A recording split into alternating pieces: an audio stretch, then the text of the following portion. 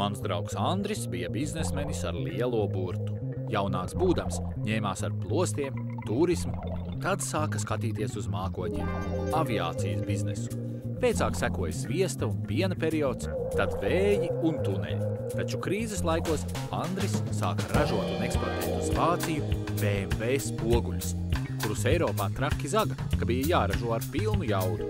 Lai vinnētu konkursus Vācijā un piedāvājumus pārspētu citu ārvalstu ražotāju iespēto, Andris darbiniekiem ik pa laikam apgrieza algas un nostrādināja viņus melnām mutēm no rīta līdz vakaram. Priecājieties, ka jums vēl ir darbs! Ņurdētājus apsauca šefs.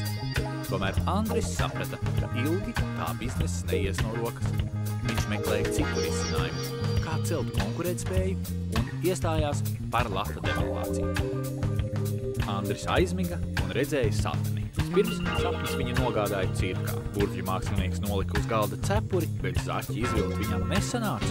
Loģiski, nevar radīt kaut ko no nekā, teica klauns. Bet mājās ejot, Andrim uzgrūdās ierēbis Bomzītis, kurš turpat ziemas augstumā pieslapināja bikses. Sākumā Bomzītim palika silti, bet prieki bija īsi, kad pie darba ķērās sals. Brīdi pēc devalvācijas arī tev sāks kniept sals. Vai tu to vēlies? Jautāja klauns, un Andris pamodās un nopriecājās. Labi, ka tas bija tikai sapnī.